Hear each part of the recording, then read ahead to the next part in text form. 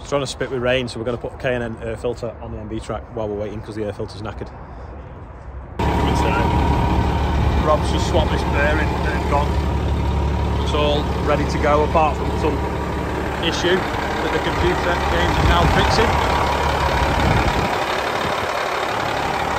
Hopefully.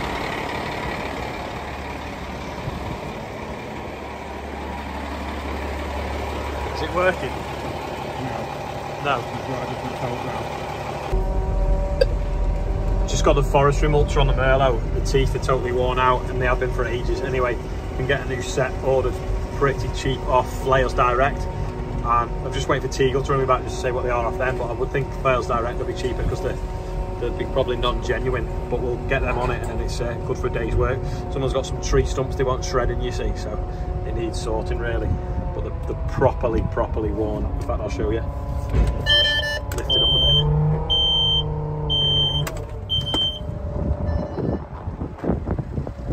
Won't go underneath, but if you look at the end ones, that's what they should look like. And if you look in the middle, totally worn to nothing. So we'll sort the guards out as well, so it's ready. Just noticed a drip here on the sprayer, and it seems to be coming out of that little bolt in the middle there, so I'll just tighten it up a bit. That's better now, seems to have stopped. A bit tight with some spanners and these, to be honest. Just putting a bit of nutrition and a bit of fungicide on this barley, and this is the first we've sown, and I don't think it's far off combining, to be honest. It's what, 4 weeks probably, maybe 5.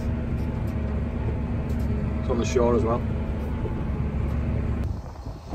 There's the Mersey beach.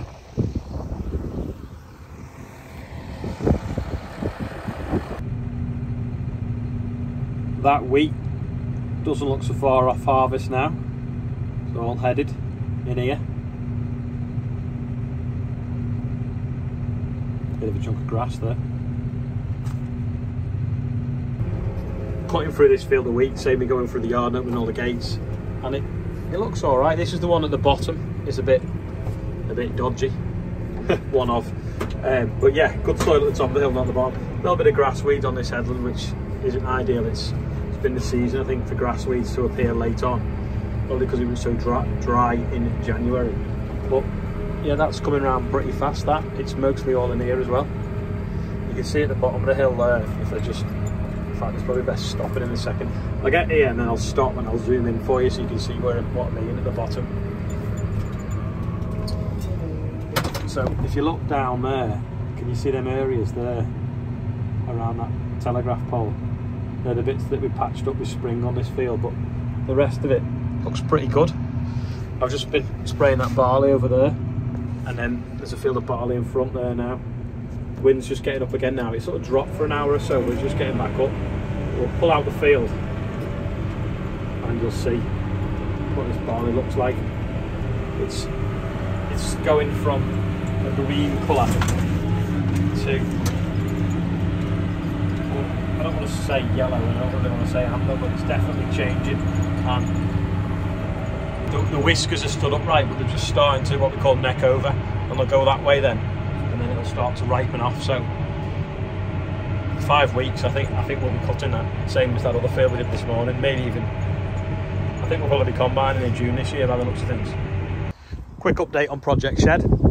Basically, it looks like nothing's happened, which is completely correct, apart from we've been pricing the steel up and trying to find a better price for it, because it's gone up £2,500 since we last priced it up, which is in February.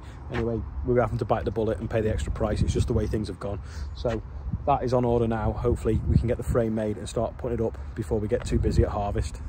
I'm just in this shed and the 7710 is pretty clean, and I can hear the Fastrac entering. Andrew's just watched that as well. It's too windy for us to get on with stuff, so we've been cleaning tractors the last couple of days and catching tanks of spray between the wind dropping.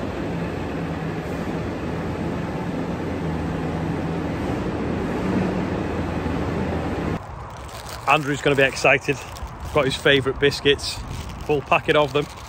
Well, I've actually got a box of them, but I'm not going to bring them all out at once because he'll eat them all this afternoon. But it begs the question is, what is everyone's favourite biscuit? Someone had done a thing on Instagram the other day, and apparently this won, Lotus Biscoff. So what's your favourite biscuit? That is today's quiz question, and I'll go and show you what yesterday's quiz question was in a minute. We're on our way round to the chipper, and that was the quiz question. It's on the brush. Anyway, Rob's got a speaking part today. He's going to tell us what's wrong with the chipper, because we need some advice. We need a new chipper. New chipper, please. We don't get enough subscriptions for a new chipper or watches. But there's something wrong with the chipper, which is a normal occurrence here, but it's something to do with the hard head, is it? After treatment regeneration device. Pigeons over there. Pigeons. I ate pigeons. Right, let's see what's wrong with it. So Rob, what's your name and where'd you come from? Right, so this is your hard head. It's just, it has a electrode in, mixes diesel and air. It's a bit like an afterburner, and fires it into the exhaust in your DPF system. This one was giving us fuel pressure faults, so we had a spare one that we thought we'd try, and then that one's not getting hot enough, so obviously that's why it's taken off and given to us in a box with the chipper when we bought it. So this one here that we've put on isn't burning hot enough, so then it'll regen and then knock itself off after an hour. So does anybody know, anyone cat specialist know if we can get these refurbed, or do we have to sell a kidney and buy a brand new one off cat? Because that lump of metal is £3,500.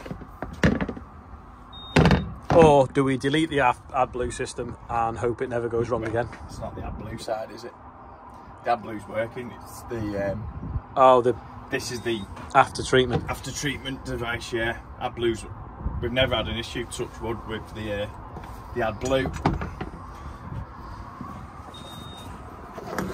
It's all the emissions waffle though, isn't it? Or do we just weld a PTO yoke onto the drive pulley on the other side and just put the 936 on it?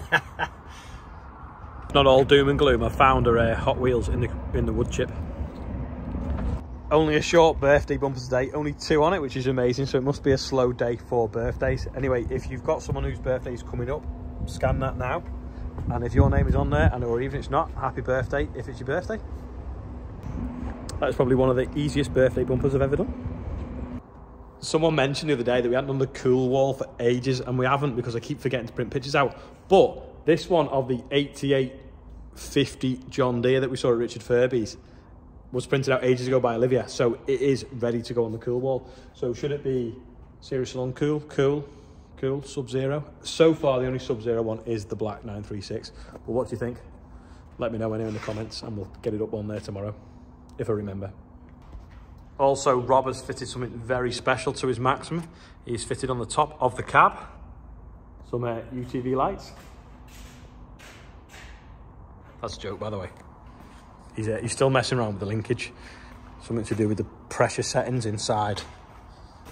Inside here, he's got to pressure test it because something in here doesn't seem to be working properly, which is what limits the linkage lift height when it goes to the top. So it's been in here gathering dust now for quite a while, if you see. It's basically sitting where the 1690 needs to be, ready for its repaint. Talking of the 1690, someone said, in fact, let's go and have a look at it. Oh yeah, another reason why the Fastrac has been washed is because it was spreading muck today for Nick, so it did smell a little bit. It actually smelled worse today than it after Tom had been driving it. In fact, you can check out Tom's new video. It's now out now. Day 2 of silaging. I'll put a link below. Yeah, so the 1690. Now, look at this picture of this one that's been done up. Isn't that amazing? Anyway, what I really want to find out is, someone messaged me and said about someone that rebuilds these engines, sorry, doesn't rebuild these engines, but you can buy an engine rebuild kit from them. And I can't remember whether they messaged me on here, or they messaged me on Instagram, or they messaged me on Facebook, but I've lost the message of who it was that does the engine rebuild kit. So if you're watching, can you please send me it again on whichever platform you used? Because if we get the kit here, then when we do get it in the workshop, we can get on with it and get it rebuilt, and then it'll start and drive, and we should be able to use it a lot more easier, rather than having to sort of tow it around to get it to start. Anyway, that is probably it from today. Don't forget, check out Tom's Day 2 of silaging on the Fastrac, link below. And if you didn't watch the Real Country File on Sunday, I'll put a link below to that as well. And we've got some filming to do this week for that.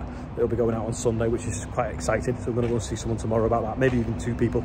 Anyway, thanks for watching today. Bit of a strange one. A lot of the time I was on the sprayer, a lot of the time I was waiting for the wind to stop, and on the phone sorting things out for when we get going in harvest as well.